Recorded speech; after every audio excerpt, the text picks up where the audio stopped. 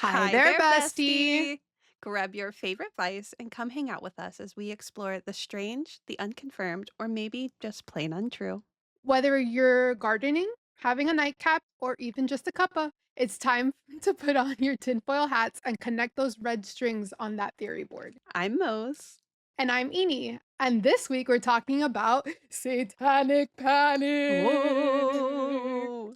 Okay, this is what I think the perfect, like, real first dive in episode is for us because we really, really, really bonded over a lot of D&D and a lot of like No. just role playing games and media content. So I think this is the perfect kind of like kickoff real episode. Audio listeners, Not sponsored.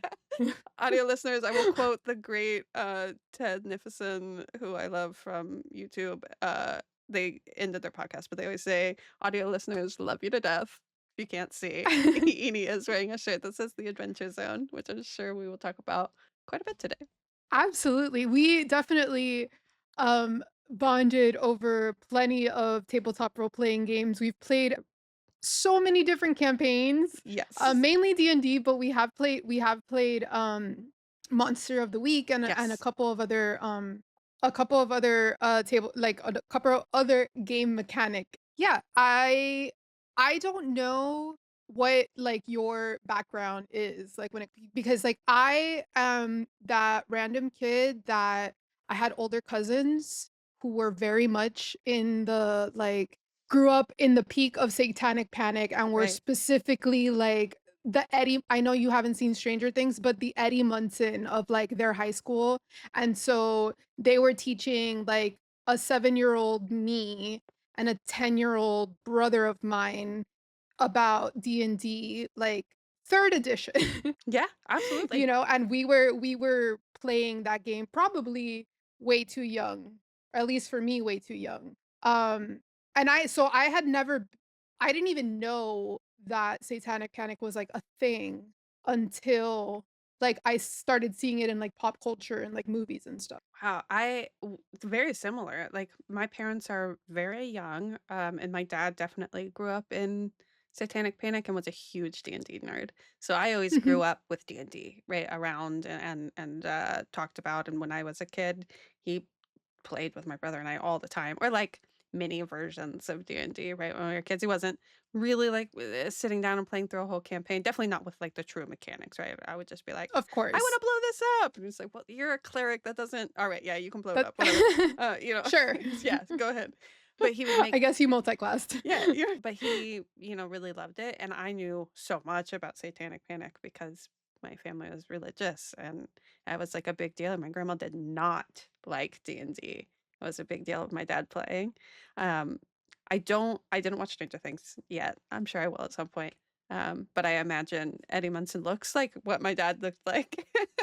I You mean, yeah, Eddie Munson was He was like like the the, punk kid, he yeah, he had all of the hand jewelry. He like always had his guitar Yep, picks in his yep, hands. He had the chains on his yep. jeans, like S just he Yep. was like the typical the very stereotyp when you think of like the anarchist kid in the 80s who played D&D, and I say anarchist, like not actually anarchist, just Sure, like what sure. everybody assumed Right. to be this like, rock like devil worshiper. I grew up in I'm from Miami. D&D was not a big thing Yeah. here as far as the Hispanic community is concerned because there's already enough brujeria around here. Like there's enough satanic panic when it comes to like actual religions down here Fair, fair. that it just really wasn't something that most of my friends knew about. And legitimately, like the only people that we knew that would play D&D were like my older cousins and their friends and like their cousins or whatever. And it really wasn't until Stranger Things that it really started getting big down here. Like we started finally getting like actual tabletop RPG game places where you can go and like, secure a table and play D&D or Magic the Gathering or, Right. Pokemon, the trading card game, like, whatever, board games, like, we didn't have any of that when I was, like, growing up. So, I never had, like, a space like that. We were just really weird nerds that were into this, like, satanic game because that's what everybody down here knew. Like, that's what they were taught. So, it really wasn't until Stranger Things that people started, like, kind of getting into D&D, which is, like, I mean, true for For everywhere, I everywhere, think, yeah. especially in the US. Um, but I've always been a nerd, and it's funny because it's been, like, this kind of, like, hidden thing, the Adventure Zone and Critical Role, and, like, these, tabletop role-playing games started getting, podcasts and YouTube videos and, like, all of this that I kind of, like, started finding my people, Exactly. like, in the same thing, like, we met on the internet because we like the same things. So, yeah, I'm just, like, I am so ready, and we're starting a new campaign tomorrow. We are starting a new campaign I'm tomorrow. so excited. I am too. I can't wait. I mean, I didn't get to play a whole lot as a kid either, despite me really liking it and my dad being really into it. Anytime I did play when I was young was with my dad and his friends. Mhm. And I wasn't ever taken seriously because I was a kid, and it was more Oh, like yeah. you're just around, so we're gonna like try to occupy you.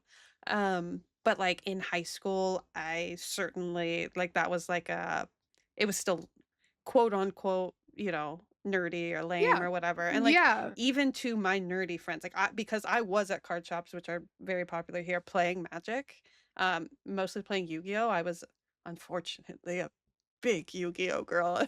And I loved playing Yu-Gi-Oh, the I actual played card game. Magic. I played Yeah, Magic a lot I as, played like, Magic in for my sure. tween teen years, Yes. like, I we did have, like, the thing is it wasn't even a card shop, they would literally rent out, like, a tiny, radio station, like, they had basically this big room that they would rent out, like, maybe once every 3 months, and it would be, like, there would be 4 tables of Magic, 4 tables of Pokemon, 4 tables of Yu-Gi-Oh, like, and it would be, like, literally once every 3 months, and that was Yeah. the closest that we would get to, like, having a card shop. We didn't have anything regularly down here. We had a lot. We certainly have a lot now, but even then we had quite a few.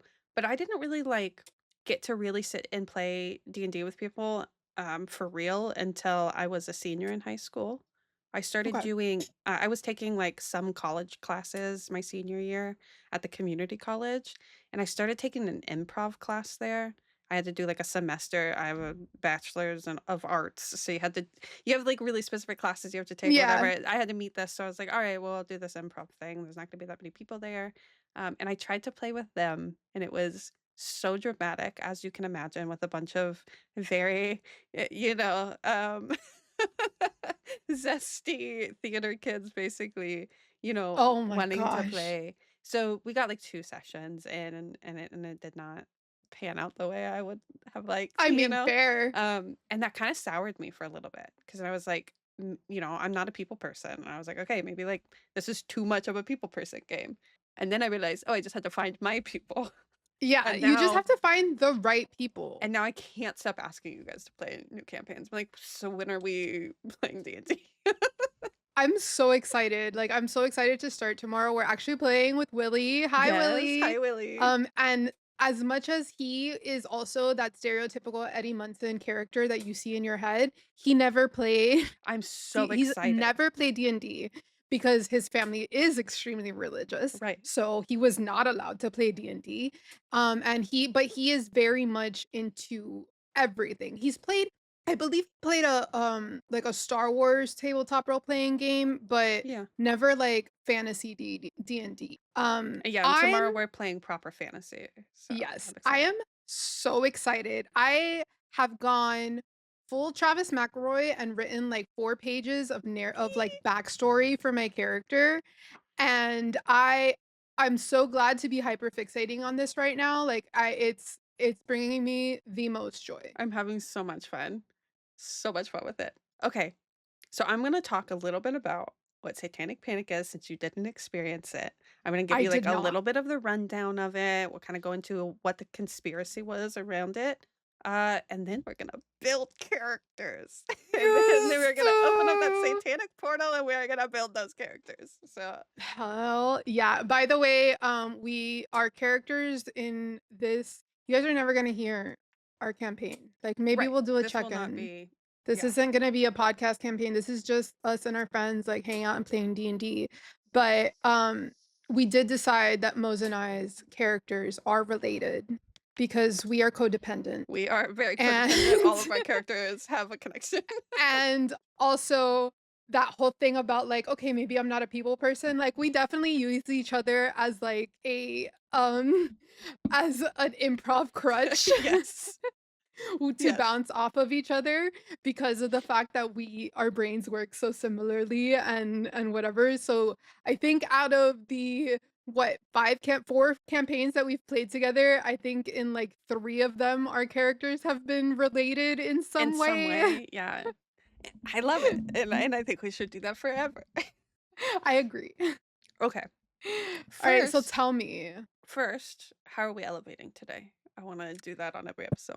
Oh, yes. So I myself am enjoying an heirloom beverage, cran apple, not sponsored. I'll even throw the, like, YouTube hand behind it. Um, and this is literally apple juice. I'm Like, this so glad we is found ones that don't have all the big bubbles.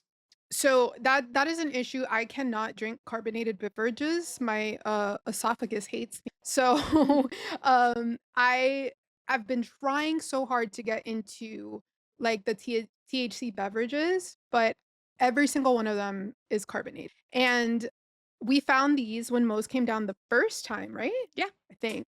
And this one, yeah, this one's just literally it tastes like a cranberry apple juice, and it's 10 milligrams of THC and 5 milligrams of CBD. I have pre-gamed a little bit today, because Hell yeah. I, wanted to be high much earlier in the day. So I took a gummy today, so proper Okay. edible, and now we're just sticking with some sativa in the vein. Oh, please don't think that we are not condoning any illegal activity. No, Please, it is legal in my state as well for as me mine. to ingest, THC. We are not condoning illegal activities. Please check the laws in your state or wherever you're from if you're not in the United States, as to the legality of quick little asterisk. I'm gonna add the little ding sound. But yeah, absolutely. Okay, let me dive into some satanic Let's go. panic. Tell me, I'm tell very me. excited to tell you all about it. So basically, right there as it started in the 70s, kind of died out in the 90s, but the idea of it was just that the media was trying to influence children to satanic activity through role-playing games. Okay, so it really started like amplifying because the news started talking about it. And that really came about because of one random weird story, right?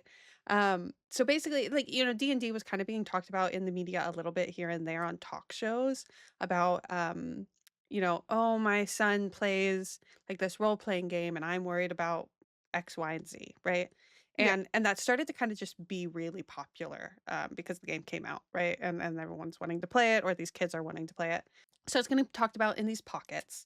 Well, in 79, I didn't write down the date, 78 or 79, um, a boy named James Dallas Egbert the Third, Egbert, um, Egbert. he was like a child prodigy. He's a super smart Mhm. kid. He's in college at 16. He goes to Michigan State. He's only 16 years old. He disappears from his dorm room, and it became a talking point on the media that this boy may have had access to the underground tunnels under Michigan State, and that he must have been trying to role play and do this satanic activity. So like a private investigator was hired, and it just became this like really weird story about this boy getting lost in the tunnels playing D&D under Michigan University. And like people started to go to the tunnels and look for this boy. He ended up being found, and had literally 0 ties to Dungeons& and Dragons. Like, this Of boy course. wasn't playing Dungeons& and Dragons, he wasn't known to play Dungeons& and Dragons, like, none of that, right? But the media Of just took course. off with this, and it started being sensationalized on the news and on, like, the big talk shows, right? About, like, kids going and playing in the woods, and it became a really big, like, no evidence based behind it thing. All of these D&D players were going out into the woods and playing D&D.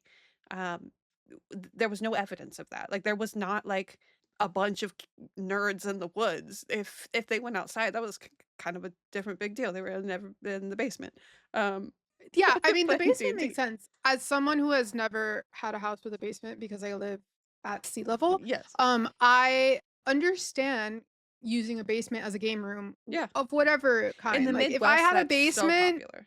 if I had a basement, Mose, oh my god, I would be unstoppable. You're already an unstoppable host. So yeah, so none of that was real or true, right? Like, there was really no evidence around this. It just started being puppeted on the news, and then all of a sudden, in the early '80s, all of the evangelical um, big names started to get talk shows and radio shows and TV slots, all of these things. They were being interviewed on the news. It became their talking point. They started saying, "Your kids can't play D&D. Like, this is bad. This is Satan. There are all these rituals happening." And there is a direct correlation of the kids who didn't want to go to church with their parents, who were rebelling at school, who were, getting into trouble, and those kids being D&D, the Yeti Munsons, right? So the church said, "How do we Hey, reform hey, them?" Mose. Yeah. Hey, Mose. These people believe that a man died and came back to life. Yeah. Okay. I just like, here's the thing, right? I I am dude, believe whatever you wanna believe. Like, I am people who think that there's, like, a spaghetti monster who is, like, controlling the will of Yeah. everyone individually. Bro, fine. As long as, like, you don't need to force your religious beliefs on me. Yeah. I myself am not a fan of organized religion in any context, whether it's Catholic, Christian, even bro, even Santeria, like, I cannot stand organized religion. And that's just something that I have some trauma with and, just my beliefs. I just, it makes sense to me that this happened in the 80s, and it makes sense because of, the rise of media, right? Yeah. Like, I mean, you also have you think about the late 70s, I mean, or in the 70s, you have, like, The Exorcist that came Yep. out, and, like, all of these, all these like, genuine horror films are Yeah. now coming out. And, like, The Exorcist is literally, like, about About demonic, demonic activity. yeah, activity. So, you have this rise of, pop culture almost, like, making fun of, I say it in quotes, of the possibility of someone, being, possessed demonically. Yeah. You have, these games that are coming out because people want to live in fantasy because I don't understand, like, whatever, like, I get it, I love it, like, okay. And just because your kid doesn't wanna go to church with you doesn't mean that they're worshiping the devil. Yes.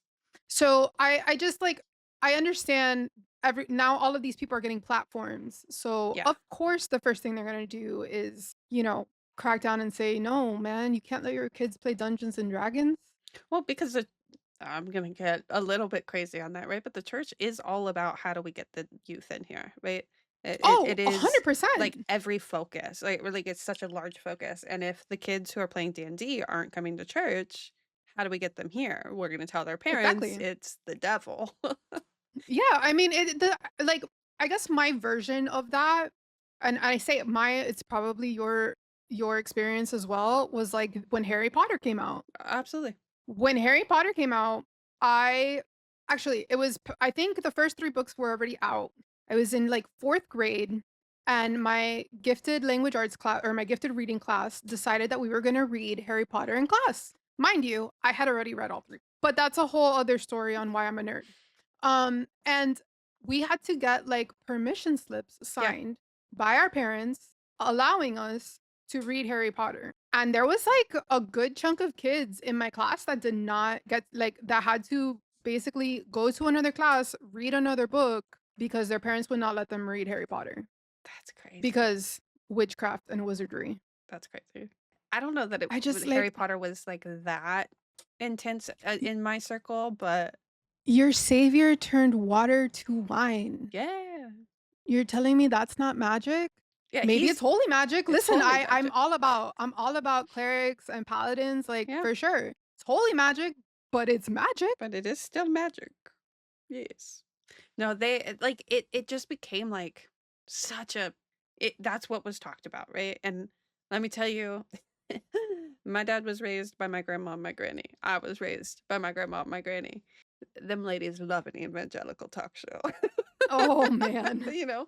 So, like, it was a big deal, and, like, it was something, like, my dad was really in trouble for, right? It was around D&D, and he was definitely in the basement playing D&D. No, he was in the basement playing D&D and smoking pot, right? Yeah, That's what he was doing. as one Um, does, but they were more eating mad about Doritos. the D&D, you know what I mean? Like, it started to get crazy because the media just, like, launched it. Um, e the kid unfortunately, that boy did not, uh he committed suicide in the next year, right? Oh, He had a wow. lot of other trauma, Issues. but it happened, like, a year after the original disappearance. He was found, right? And then he came back, and unfortunately, that happened, and then the media picked it back up, and that was in 1980 as this was all, again, D&D. He was sacrificed by his friends, and he had no connection to D&D, nothing to do with it. And that launched, the movie Mazes and Monsters. Have you seen this Mhm. with Tom Hanks? No, Okay, it is a I have not. D&D it's a I've movie heard about it, about though. Dungeons& and Dragons, right? But it is a very negative look on Dungeons& and Dragons, and it talks about, basically the game causing, like, you to have a psychological break from reality, and, like, the guy's suicidal and depressed, and all these things, and that movie came out in '82, and holy cow, for the next 9 years or so did that just was used in every talking point about why your children shouldn't play D&D and D and, like, the psychological trauma it can cause, and really, like, "Oh, well, okay, yeah, yeah, yeah, D&D isn't actual magic, but it's making these kids crazy, and they're, performing violence and things because they do think that it can do It's magic." making it's making these kids independent thinkers Yes. with wild imaginations, Yes. which refuse to be, swept into a cult about a man who turned water into wine and died Exactly. and came back to life 3 days later. Like, Exactly. I just again, I I I honestly think there is more of an argument saying that certain video games are causing, like, Of um violence and more violence yeah, and, like and I can see an argument solely because video games are starting to get very realistic, they are. and and the technology in our everyday lives are also starting to resemble video games more. Yeah, Like, my partner just got a new car, and we were sitting in it and, like, setting up, his dash, and the entire thing is a computer. Like, the entire thing is a screen. There's yeah, no, like, knobs, there's no, like, manual speedometer, there's nothing. Like, it's all just one big screen. You can set, the dials to look however you want. You can set the colors to look however you want. It looks like a video game. yeah. It has, like, a track mode and this mode and that mode, and it looks like a video game. So, like, I feel like there's way more of an argument to be had about video games. Um, Again, not satanic, but but definitely, uh definitely causing a more violence, maybe less empathy and, Yeah. less, you know, kind of, uh, just attachment to, like, the real world than any game of D&D could Oh, for me. 100%. I just Yeah, the D&D is quite literally just using your imagination. If you have an if your Literally. child is, like, displaying very, like, aggressive, depressive scenarios out in their games, like, have a conversation with your child. Maybe, I don't Yeah. know, connect with your child and see what's going on. But also it's, Oh, super I've definitely used campaigns to, like, work through something. play out like, work out my Yeah, trauma. 100%. And I'm actually play like, the character I'm building this time is kind of the opposite of who I usually play. Yeah, I usually play, I mean, I usually play who I want myself to be, which is, like, the badass, like, queer character who is either a sorcerer or, like, is just, like, sick of everyone's shit, yeah. and that is not me whatsoever. The character that I'm building is, I guess, I don't know, like, I don't know where she came from. Like, I know that I got the idea from a Reddit thread, but I kinda, like, built her into, like, my own character, and she is just, like, almost toxically and Yeah, almost toxically nice to everyone. I love So, this. it's gonna be interesting. It's gonna be Yeah. interesting. You, on the other hand, are playing the exact same character just with less knives. I'm playing a very similar character, just less stealthy, Less sneaky. less of a sneak, more upfront about who I am. But yeah, yeah, okay. That was Satanic Panic, and we are gonna go into that satanic portal, and we're gonna build two characters and talk to you guys about it as we do. I'm so excited. So excited. So I have basically built out this character narratively.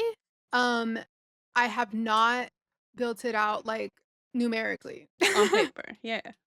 on paper. I In am the D&D opening Beyond format in which we in need it. D&D Beyond. Okay, so we do not use encompass in this house, encumbrance in this house, No. and we do ignore coin weight. Mm. Play your game however you wanna play your game. Yes. Um, please, like, this listen, we love tabletop role-playing games. I Yes. don't know for those that are watching on video, this is my D&D D20 popcorn bucket. These are all of my, D&D game, books, which my nephew has my player's handbook and has not returned it. These are my Adventure Zone graphic novels, and that's Geralt, the two-horned unicorn. If you don't know what I'm talking about, you should check out the Adventure Zone balance. Um, I have played this game so many different ways with so many different rules and 100%. so many different like ideas, and they've all been so. I am going to introduce you all to Grandma Thistle Goodbarrel. Grandma Thistle Goodbarrel. Well, you know what? Let me introduce you to Thistle Goodbarrel before she is Grandma Thistle. My character, we're gonna be starting out level 5. So she is a halfling, Lightfoot halfling. She's going to be a level 5 cleric. She's 200 years old. And if you ask her, she's just, well preserved. Okay. Obviously. Um, she I'm playing with, like, basically hip hopping between neutral and chaotic good. Just kind of I want her to be neutral good, but then kind of, like, dip into chaotic good. Not by accident, but by Does that make sense? I like that. Yeah, and she's also, Okay. like, probably neutral good most of her life, you know, and now she's old and she's just having fun and, Exactly, like, she's 200 years old, yeah, like and she is exactly what you're envisioning, listener, watcher, bestie. She is just this little tiny halfling. She is actually a retired adventurer. She used to be, an adventurer, and now in her retirement, she is a baker, which is just basically I've reskinned like an artisan into a baker. So, being a cleric, the idea that I have is that she is going to bake goods that heal people. And she is constantly just like trying to feed everyone as a good grandma does. So she absolutely everyone as her grandchild. She has decided that every problem can be solved with some sort of baked good. So be prepared for like an orc to be offered like cupcakes. Um That's gonna be fun. And the and being a cleric, obviously divine intervention, right? Like, so what I've decided for Grandma Thistle is that the way that she talks to her god is relaying ghosts through her ghost husband. Yes, Grandma Thistle has a ghost husband. His name is Henry. I love him. He is dead. He is he was a paladin, also halfling, and the absolute love of Thistle's life. She is like it was such a connection that they had that the universe literally couldn't separate them, and that's why he's a ghost. Like that's the kind of relationship that they have, right?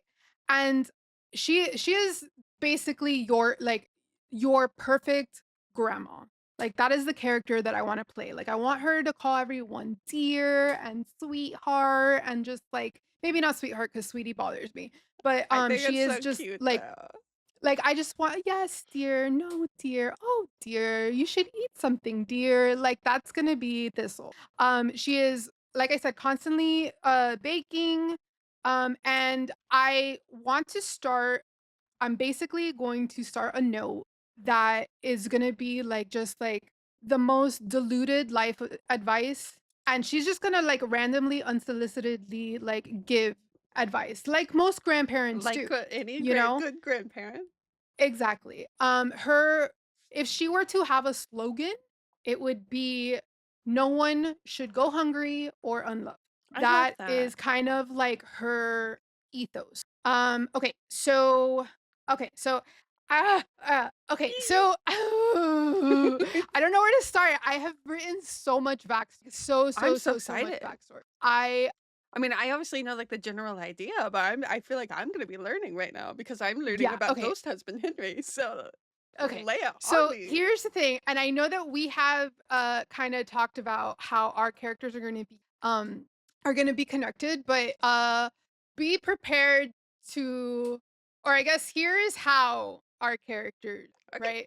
So Grandma Thistle was not always a baker. Long before the flower apron and gentle smile, she was an adventurer, wandering roads, delving ruins, and bringing light wherever darkness took root. At her side, always, was her husband, Sir Henry Goodbarrel, a proud halfling paladin, brave, loyal, and even in life, a little hard of hearing. Together, they were inseparable. Where Henry stood firm, Thistle healed. Where Thistle showed mercy, Henry raised his shield. They were known across the roads as the warm because wherever they went, people were protected and fed. That was until Henry started to forget. So, for their 75th wedding anniversary, Thistle tried to surprise Henry with one last adventure before she truly lost him to his dementia. They set off to a nearby village, to save a nearby village, excuse me, from a group of raiders, despite noticing some strange, uh, attributes about these raiders, something wildly, magically, chaotically charged. They defeated them and were even gifted their wagon of supplies and loot by the village. After setting off in their new wagon, they take a short rest just on the outskirts of the village and begin to inventory their loot. Thistle opens up one treasure chest to find a human infant, fierce, loud, and already fighting the world.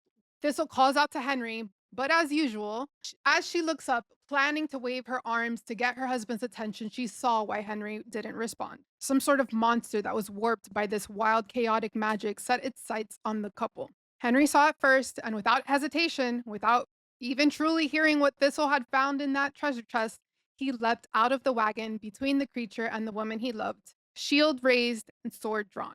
Thistle tried to reach for him, tried to heal him. Henry held her back, looked down at the baby, and smiled and said, I've got this, dear. You take that little one. And she did. While holding the baby close, she watched Henry fight, unyielding until the end. Still mourning the loss of half of her heart, Thistle looked down at the bundle in her arms, which was actually like a third of her size because The she is a human infant. halfling.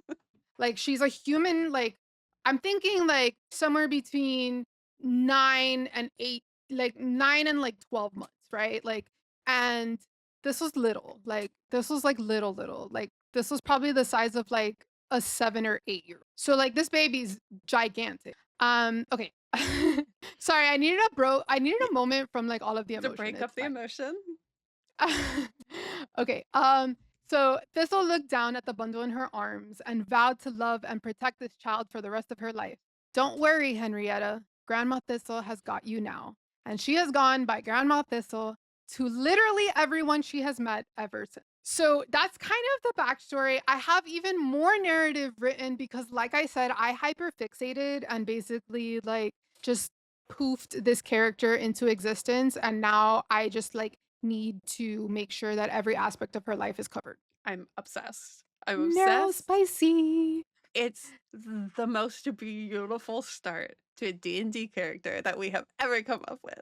I'm I'm so excited. So, the idea is, now Thistle has, has Henrietta, obviously named after Henry because, she lost Henry and Henry sacrificed himself to save them. Um, she has Henrietta, she's still mourning her husband, has decided there's absolutely no way she could go back to her home with that she shared with Henry. So with this new wagon and this new baby decides to kind of just be a nomad and go from town to town selling her baked goods and selling potions and healing people and kind of raises Henrietta as her own, with all of the love in the world that any child could possibly ask for. Um but Henry still talks to her and Henry, you know, she still sees Henry. He never truly left.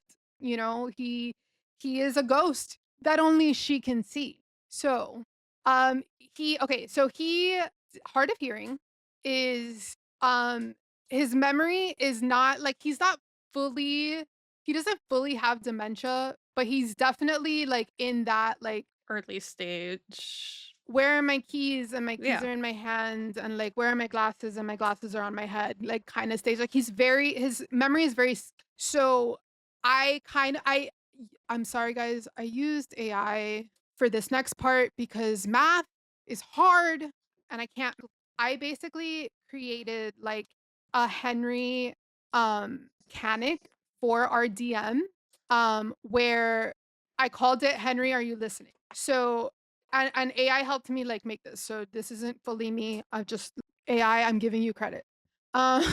So basically whenever I cast a divination spell or I used some sort of prayer based ability or I ask God for guidance, I have to speak through Henry. So the way that it works is Henry speaks, Henry misunderstands because it's a broken game of telephone essentially, right? Henry relays what he understands to God and then God, the response comes back depending on how I roll, Ooh, I love right? that. So I had it come up with what it is. So like a 1, if I were to roll a 1, obviously completely wrong message, it's a critical fail, like that's what happens. If I roll a 2, it's like half correct, but it's missing like like the key thing that I'm asking about. If it's a 3, it's distracted mid-message. So if the message is too long, then the god's only going to help with the first part. 4, uh, he basically just gives advice. Doesn't really help, Gives you a but kind of gist. like gives you a like go this way kind of thing.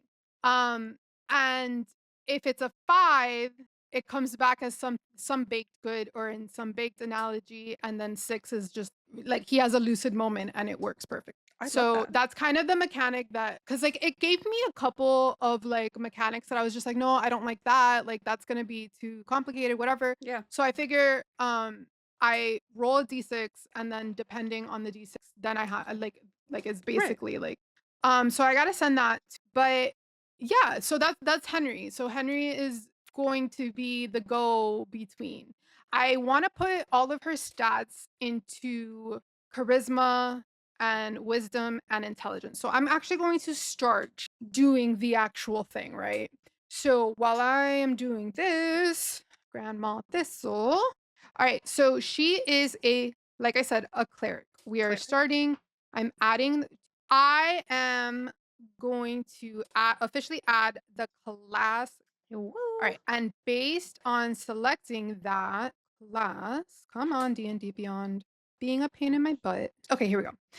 Okay, so I have to pick 2 core it says oh, actually, let me I said that we're starting as level 5, so let me that.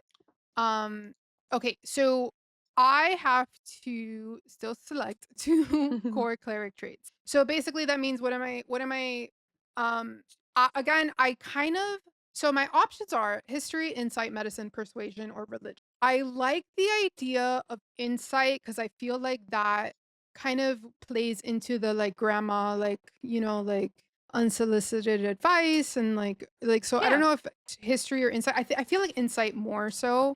And then I'm kind of in between medicine or religion because like I don't want to play her like as a nurse. Does that make sense? Yeah. Or like as a quote unquote healer.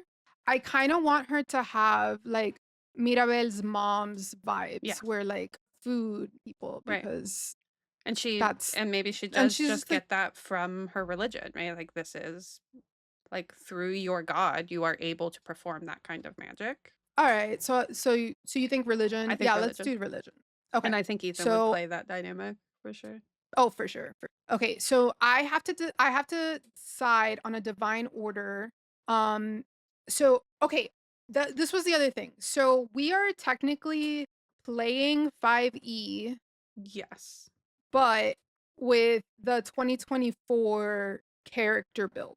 Yes. Which what is it called? It's not 5, it's 5 point It's something or 5.5. 5.5. Like some places call it just like the 2024 Mhm. edition or whatever.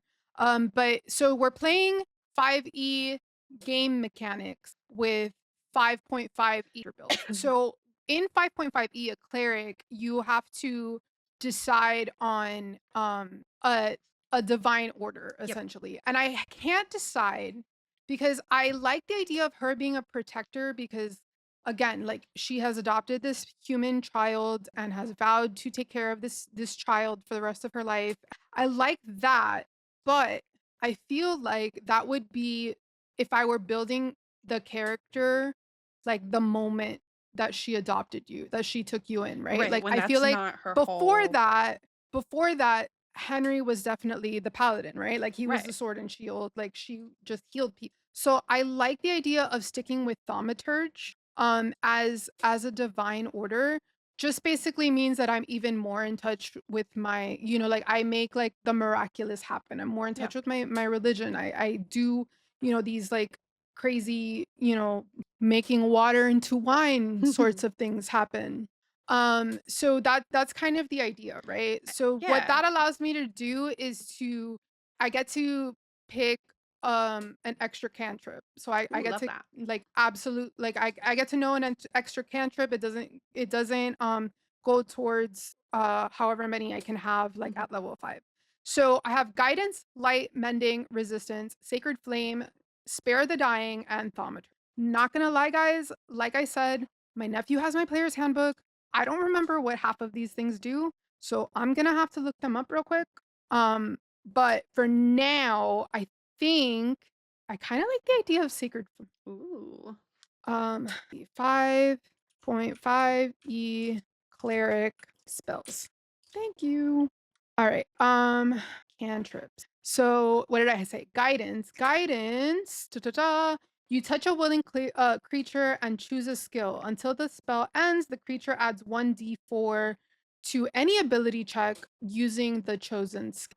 I Interesting. kind of like I that. like that. I like that. That's a very like That's very grandma. That's that's very yeah, it's like very grandma giving guidance, right? I Like I kind like of that. I love the idea of you like, patting one of us on the back with like a grandma phrase, like, "You've got this, honey. You Like you can can do you it." can do this. You can do Yeah. this, And dear. then now all of a sudden I have +1 to confidence, or to my Exactly. intimidation or whatever I'm gonna do. Okay, so I do like that idea. Now, this is not the obviously the only cantrip I'm going to Yeah. kind of The extra one, a like part of who yeah, you are. exactly. So I don't know if I want to go grandma specific 'Cause that is because something later. remember, Yeah. exactly, exactly. So let me, all right, what other options do I have? However, that is definitely probably a cantrip that I'm going to attach immediately, like, Yeah. one of my normal cantrips. Okay, so I have the other option is light. You touch one large or smaller object that isn't being worn or carried by someone else until the spell ends. The object shines with a bright light. That's kind of boring. Like, Yeah. that's kind of like, I mean, is it useful? Of course. Obviously, like, it's gonna, like, for sure, but it's kind of boring. Yeah. Sacred flame. A flame-like radiance descends on a creature that you can see within range. The target must succeed on a dexterity saving throw or take 1d8 radiant damage.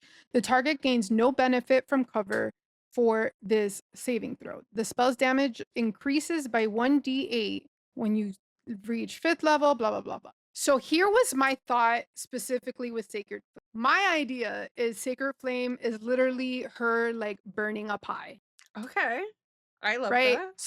So, like or, like, flambeing Yeah. something, right? Some sort of, like, flame dessert. So that was kind of like, when I saw that that was one of the options, that was kind of what I had in mind. So I kinda like that one. It Um also allows you to do some damage, which, is a harder thing to kind of push in on a cleric.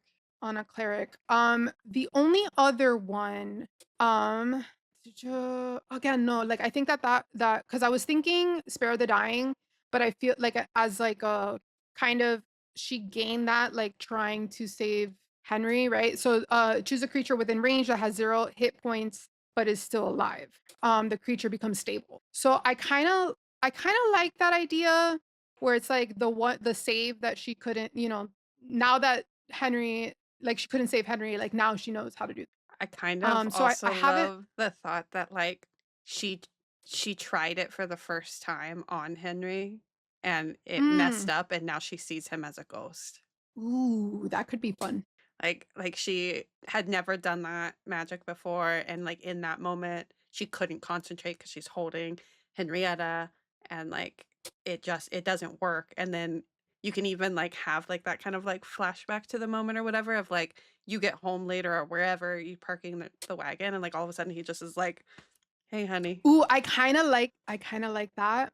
I kinda like, basically, the first time I have to use it with the party is, like, when we get that flashback and the rest of the party, like, learns. Learns Mind that. you, they're all gonna listen to this and watch this and get spoiled, but it's Yeah. fine, it's fine. Yeah. But I like the idea that, like, our in-game characters don't find this out until the first time she has to use it, Right. and we'll see how it How it goes. goes. Um, okay, so I think I am gonna go Spare the Dying. I love that. So, Oh, that's such a beautiful, like, tie-in. yeah, that's the thing, like, I just like to create well-rounded Yeah, characters, like like, why like, I'm not here yeah. worshiping the devil, I am literally You're just making a making a grandma who takes grandma. care of people. Like, what evil am I doing here? Okay, so as a subclass, I am gonna pick the life domain. It makes the most sense Yep. to me. It focuses on positive energy and like they're the clerics who tap into this domain are masters of healing.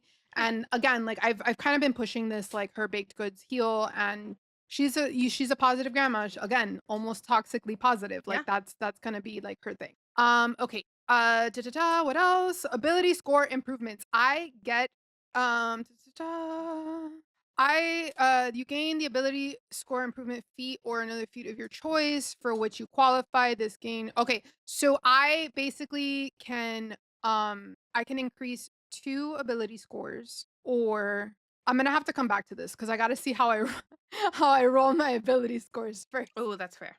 So I might have to come back to that. Okay, so let's go next. Obviously, all of my character details I already have Mhm. kind of pulled or written out narratively. So as a background, I do you know if backgrounds have something to do?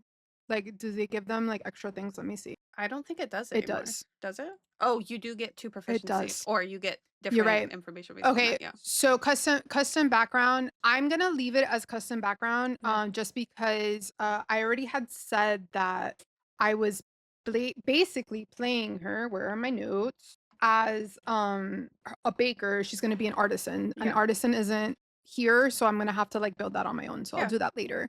But her proficiencies, I'm gonna give her I feel like 2 skills and 2 tools. Actually, I think 2 skills, 1 tool, and 1 language, right? Because Ooh, okay. that's what the background gives you. And Yep, I think that that's kind of that kind of is, that makes sense. yeah, I kinda like that Mhm, one. me too. Okay. Okay, I'm gonna save that. All right, so I'm going to again, I want to throw everything that I have wisdom, charisma, intelligence. So I think as a skill, I like persuasion. I do like that.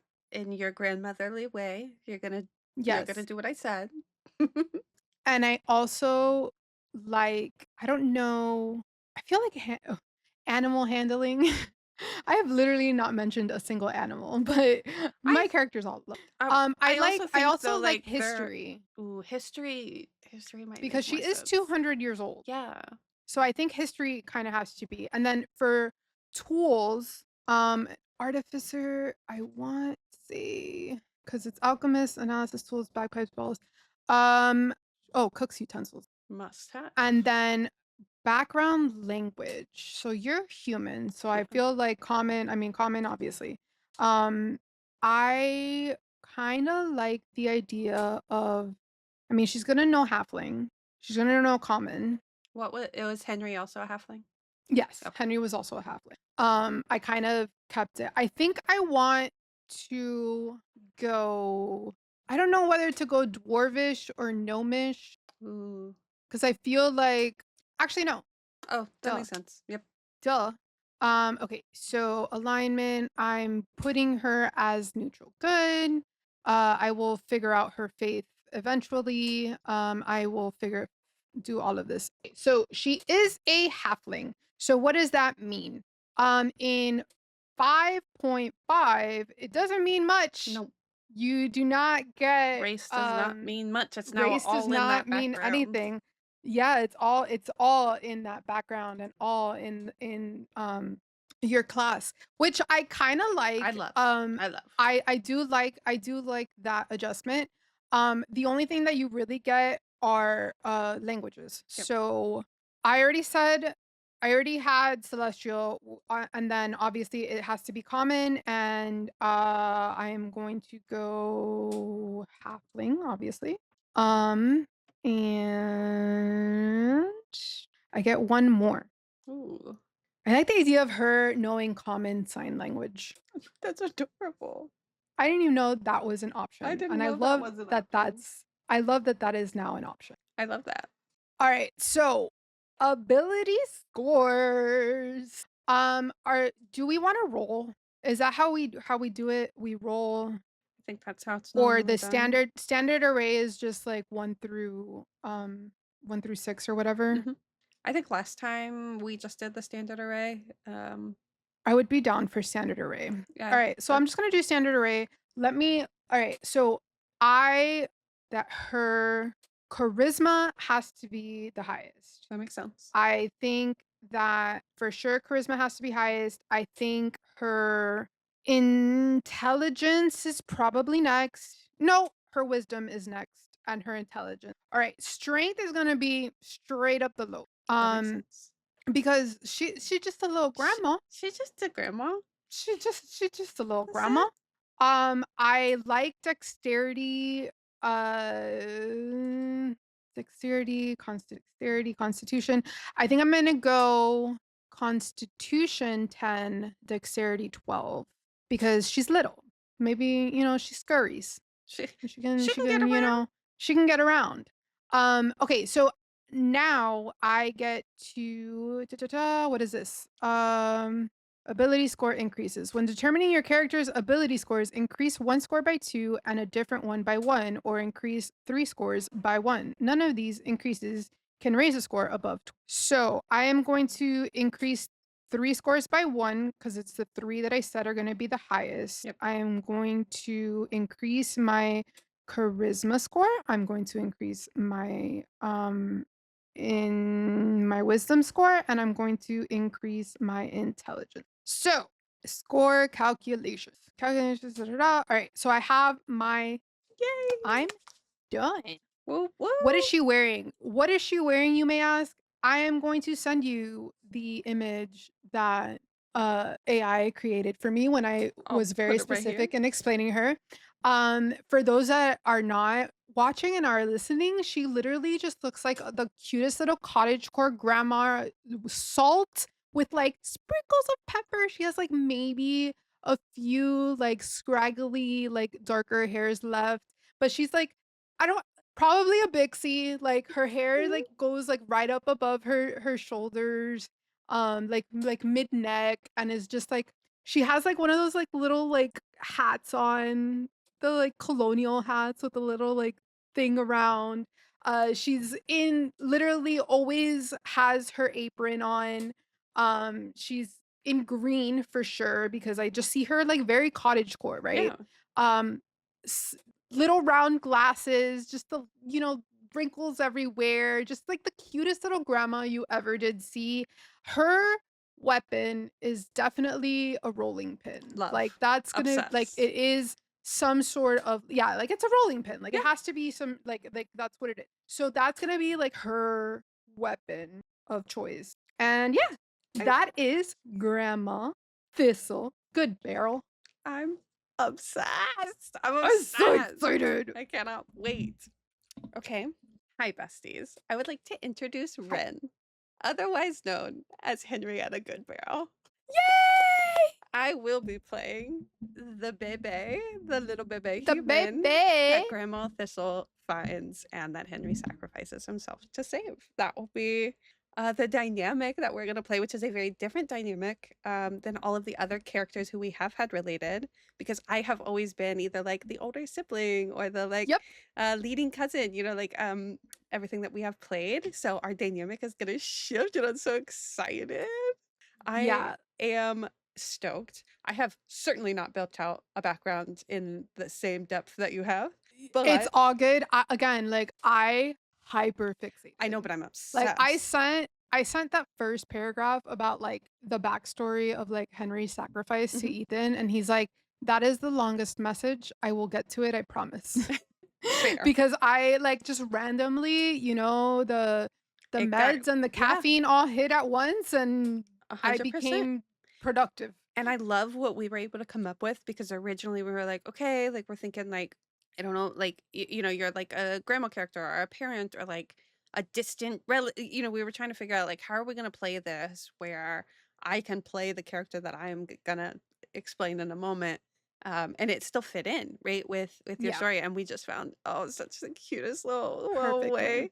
match. Because I'm I so we were excited. going like my original thought, right, was that I would be like part halfling, part human or something, and that I didn't grow up with you, and then my character is reconnecting with you was my original idea.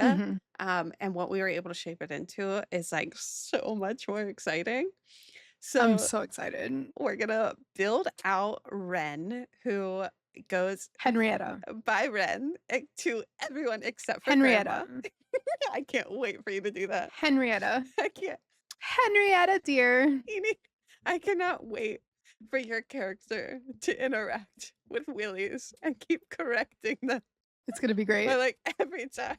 It's gonna be so funny. Okay, It's gonna be great. so Ren is going to be at level 5, like we talked about. Our characters will all be standing at level 5. Ren is going to be a barbarian. So What? very, Surprise! very different than Grandma and very different play style than what I normally play. I have played a tank-like character once for like a session, maybe two. Moses' favorite archetype is the rogue, Yes. Yes. like, sneaky boy. Like, Yes. that's the character I play that she sneaky likes boy to who play. does not like people, does not want to be with people. Sneaky sneak. Like I love that character. I love the dark. I love the like kind a little bit mean, character. And that while Henrietta will have some rage as a barbarian, gonna be isn't gonna be Ren's vibe. Yeah, I mean, listen, so remember, yes, you are a barbarian. Yes. However, you were raised by grandma. Yes. So, like, I think grandma definitely has, again, showered you with love your entire life, has really never Like, I see it as, like, her entire childhood was just, like, picture perfect, Yeah. like, yes, obviously, she grew to be much larger than grandma, but, like, other than that, like, she is, you know, just the most loved child Yeah. until she hits puberty and, like, all of her barbarian traits start manifesting. And Thistle has maybe encountered a barbarian once or twice on her travels, but Yeah. never really, didn't know how to deal not how to deal, just, like, what to do. Yeah. So, I think she does her best, right? Like, she teaches her that, yes, her rage can protect, but to love behind that, and, like, I think like, we talked about this, like, your character basically fighting that, like, Yeah. understanding that she is loved, but also every time some new barbarian trait comes out, she gets hit with the abandonment, like, all over again. Yep. And, like, It's gonna be so much fun. definitely is gonna be, like I see her vibe really is, like, she's very much wants to be a part of this group and how we're coming together and what we're gonna do, like, being, like getting to kind of use the rage for purpose because Mhm, up and I'm gonna have it kinda the idea being, like, up until now, it's been about, like, how do you use this for protection? And mhm. with our party, it is gonna be how do you use this for strength? And that Yeah. is gonna make Ren real excited. So she's definitely gonna be, like, less a Raven, which is a character I've played in the past of, like, kinda like, "I don't wanna work with you guys, like, I am doing this out of necessity." Ren is very much gonna be like, "So what do you guys do? Like, how do you do this?" Like, and maybe not that Yeah, just pumped up about it, but it's gonna be like, "Okay, somebody else is gonna teach me fighting."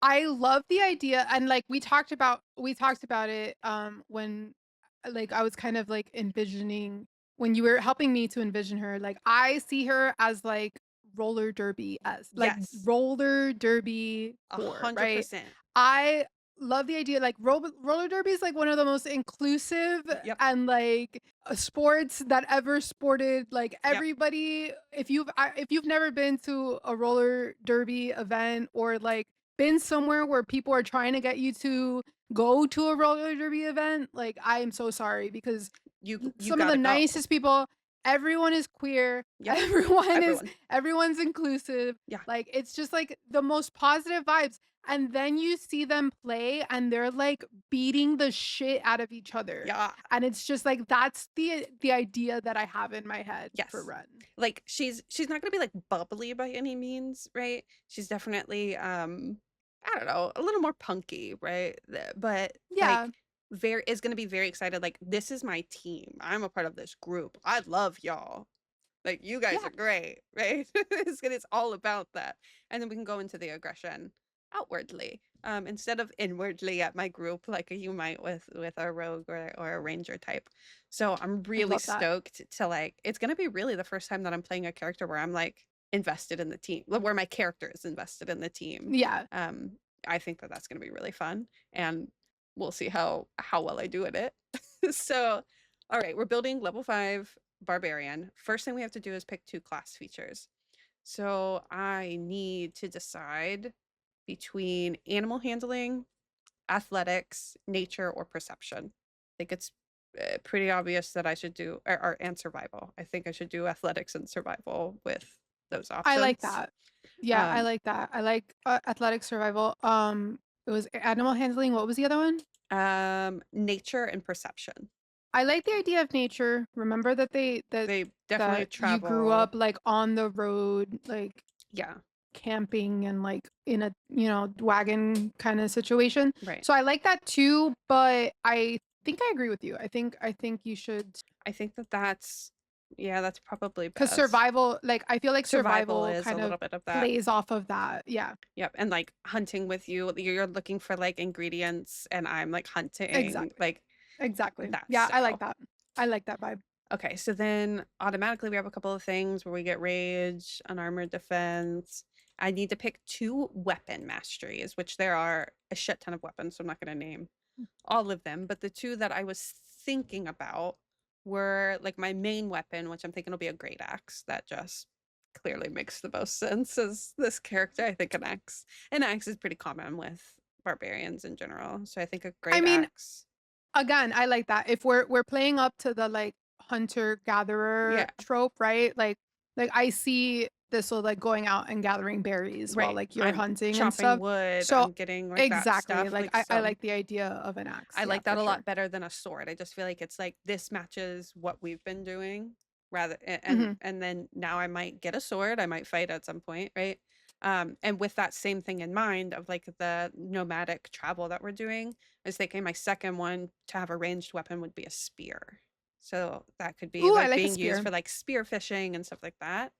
I like Um, that. and then that being kind of my ranged weapon. So that one has cleave, so I have like a 5 foot or 6 foot radius or something like that with that one. So I'm obviously always going to be up close no matter what. That's going to have to be my character's fighting style, which will be so Yeah, different for me. I always play ranged characters. I know. You have So to, like you're gonna have to, like, go and, like, go, punch things. yeah, I'm going to just go up and kick people in the Like, just face with my I'm so 6 foot excited ass for self. you. Like, I tried doing that in our last campaign? I don't remember. I tried doing that once, and it did not work out well yeah, for me. I I'm was very bad at excited. rushing in. I was very bad at rushing in. I'm really excited about it. I'll have danger sense as a level 2. I get reckless attack. And then I have to pick my subclass, which I think I already know. I'm gonna do the path of ancestral guardian, which is a one of the like 3 or 4 options for barbarian. There's 3 options: Storm Herald, Berserker, and Ancestral. So the ancestral guardian idea that I want to play into this, basically like those barbarians like, draw all of their strength and they fight to protect like as like a passed down trait of their ancestors, right? They are like Okay. they pull all of their power from that, and a lot of them get like really elaborate tattoos, very like Maui style, like telling the story. Oh, very Yeah, Polynesian. but Okay, yeah, and yeah, yeah. less of like this is my you don't do your own battles. It's like these are the battles Your of the own people history. before me. And I think that is going to play in heavy to Ren because Ren doesn't have those stories of like Hmm. her personal ancestors, right? And I think I want to have like the moment of like her getting her first tattoo at some point and it being something that you've done or that Henry's done and that being like very like I'm you know what? I just I mean, because it could be Henry's it could be sacrifice, like, Henry that like, sacrifice, yeah, I feel like her like, that would be super because emotional, that'll be for so sure. emotional. It will be so like impactful as the game goes on because I'm gonna have all this rage around like I don't understand my people and like I didn't get raised by them and like barbarians have like this really negative connotation to them and then finally Yeah. being like I am a barbarian and I am a good person and like you know I can be proud of like who my ancestors are, which are the good barrels, regardless of how I was born or whatever, and like eventually get that like as the first tattoo. Found family. Exactly, and I think that that'll be so cool and so, like, fun to for Ren to get to play with, to still, like, have that why is their rage because the barbarian is gonna have their rage, and, like, understanding that and, like, grappling, like, "This isn't how I was raised, this isn't who I am, there's a really negative connotation," to, like, "No, this is who I am, and there isn't a stereotype about this in that way, and I can have Yeah. these tattoos and classify myself as a barbarian. I don't have to try to shrink," and which is a very funny analogy for Ren because yours is so much smaller. So it's like, I don't have to shrink who I am. Like, I should be big and loud and be who I Yeah. am and get out there and push everybody down. Like, I love it. so Push that's everybody to the perfect for the subclass. And that gives me a couple of things. So I get a primal knowledge with that. So something barbarians get at level 1 with the ancestral is in addition to your rage being active, you can channel a primal power when you attempt certain tasks. So whenever you make an ability check using whatever skill I pick, you can make it a strength check, even if the normal ability is intimidation or perception or whatever. So I pick one of those and I can use my primal knowledge to roll Okay. strength instead of this skill Okay. because my strength represents my primal knowledge through whatever thing. So I have to pick a skill set for that, which I can pick um, intimidation, nature, or perception. I kinda like the idea of nature. I think that that's not a bad choice, right? Like, I think I kinda like the idea of nature. Yeah, again, because of just the history of, like, growing up, It and, you like, know, and all that it's type so of cool because typically you're getting that from your ancestors, like, that's your ancestral power, and, like, I'll later be able to reckon that, like, my nature is my ancestral power from the good barrels, from Mhm. thistle, you know? Um, I think that that's so cute. I like that. We'll do that. I get a fourth weapon mastery, or a third weapon mastery, sorry. So you have to pick another one that I get at level 4. Okay, I have something with cleave, something with um what is spear? Spear gives me sap, so that's if you hit a creature, they get a disadvantage on their next turn. So I Okay. probably want something with push so that I can push someone away from the team. Yeah, I like that, like, movement, like, it's putting distance in between the Okay. party What options do I and the have for enemy. push? A great club, which that's got good potential. If I was carrying like a club. Yeah. Um, what else has push? Oh, a pike has push. That could be cool. A shotgun's not gonna make sense. A warhammer, maybe? Warhammer or a pike? Pike might make more Maybe sense I for like what we're doing.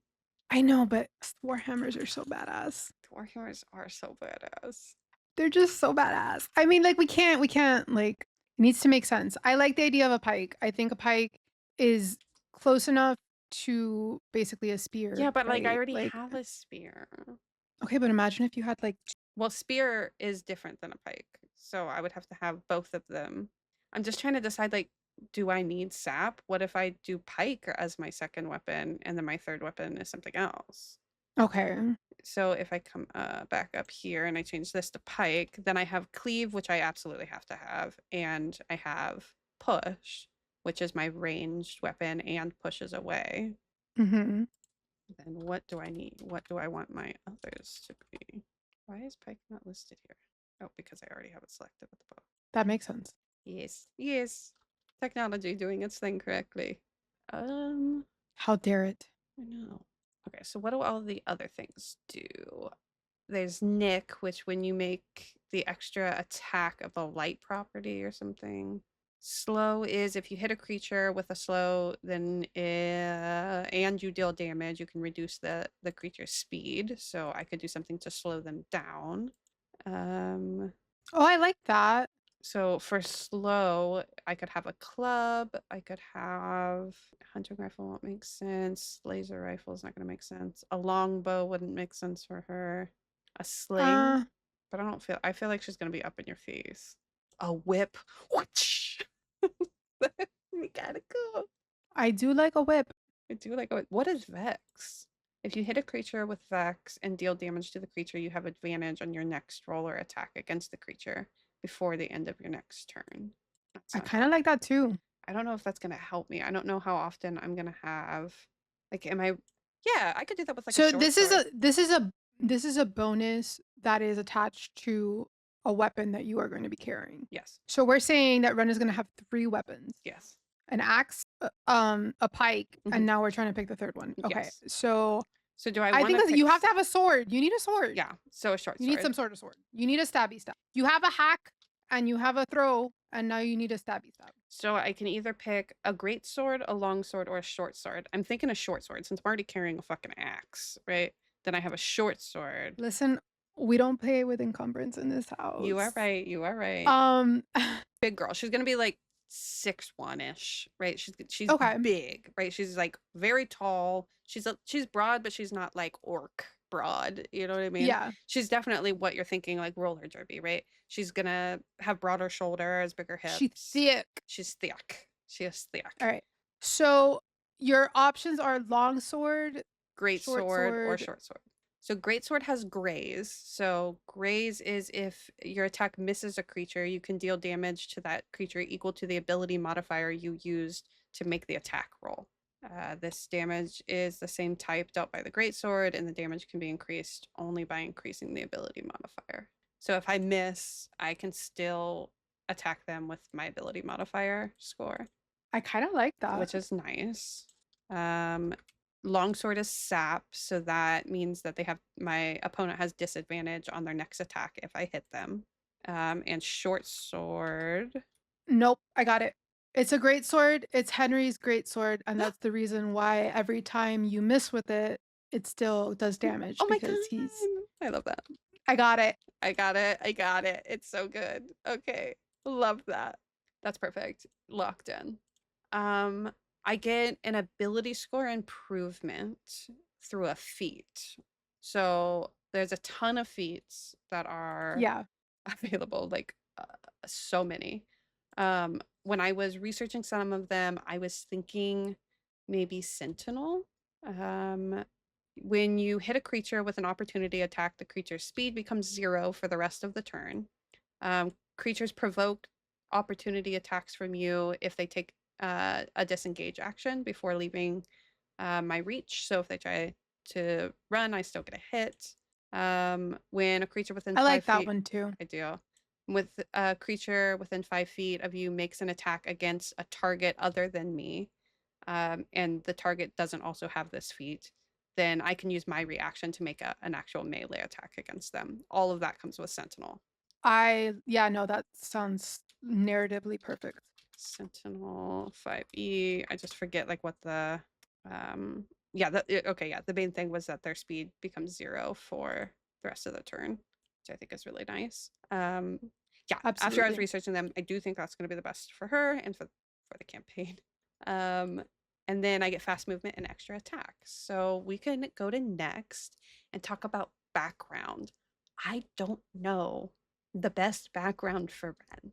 Potentially like folk hero, like, from traveling from like place to place, feeling like I need to do more and be more and fight like Henry and like I like that. Or do you have the option for acolyte? yes, acolyte. You devoted yourself to service in temple, neither nested in a town or secluded in a grove. There you performed rites of honor of a god or No, that's pantheon. too religious. Yeah, That's it's too very religious. religious. Um, okay, so you're thinking Potentially. humble social rank, destined for so much more. Honestly, I like that. I like that because you again, we're moving from town to town, just baking goods, healing people, like trying to help where we can.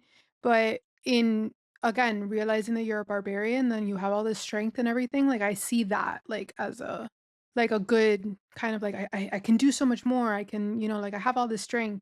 Does that make sense? I think that makes sense. The only other one that I was thinking is Outlander. So that's like you grew up in the wild, you don't like use technology, but like that doesn't really work because like we're still staying in towns. Yeah. We're not like No, living just in the I agree. forest. I agree. Um, Agree. I also tried to come up with something for the haunted one.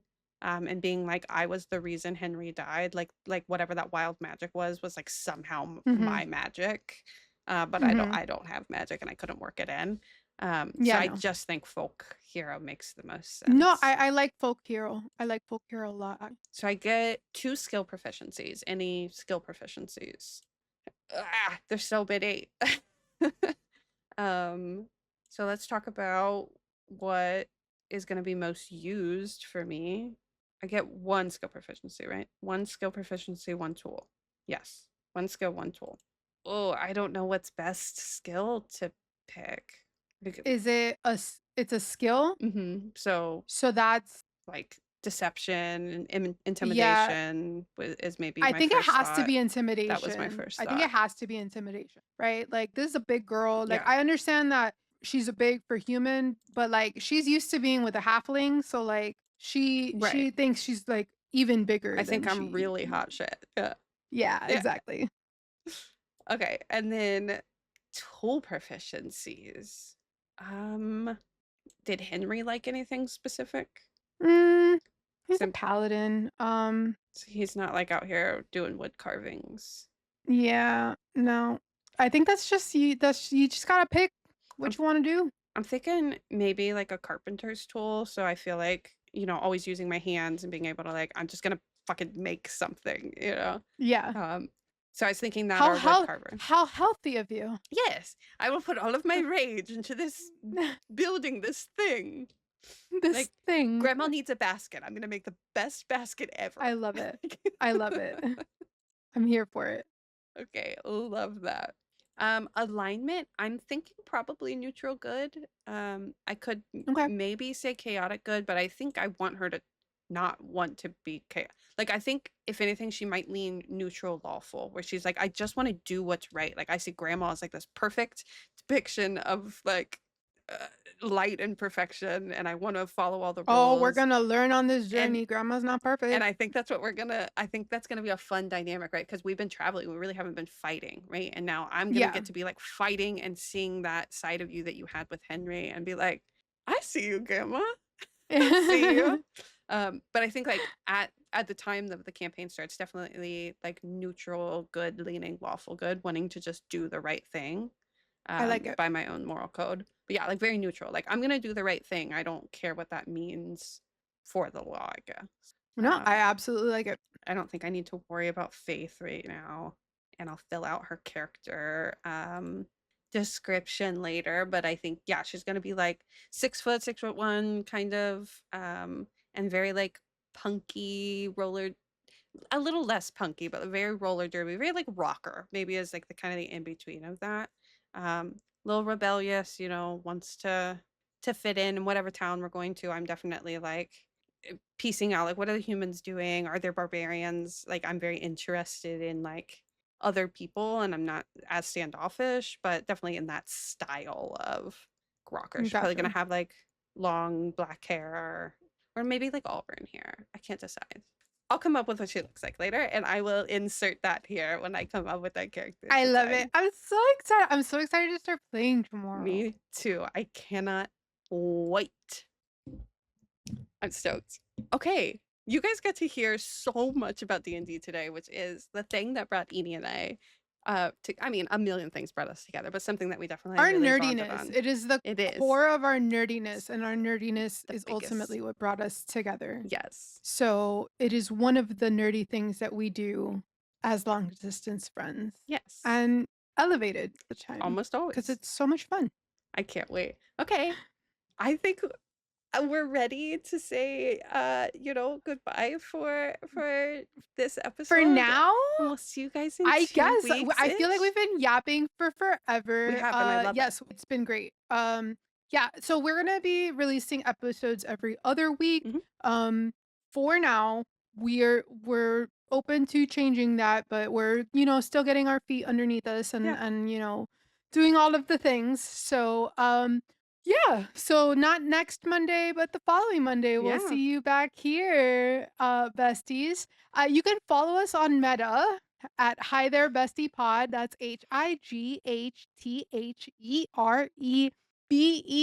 HIGHTHEREBESTIE Pod. And everywhere else that doesn't hate us, doesn't hate me actually. So that's TikTok, Blue Sky, Twitter, YouTube, and Twitch. You can follow us at Hi There Bestie. We invite you to DM us your favorite conspiracy theories, folklores, urban legends, nerdy, games that we should play. Just DM us. You know, we want to hear from you and we Yeah. want to hear what you want to hear from us. Yes, I think you said that Those were beautifully, words. and they were beautiful words.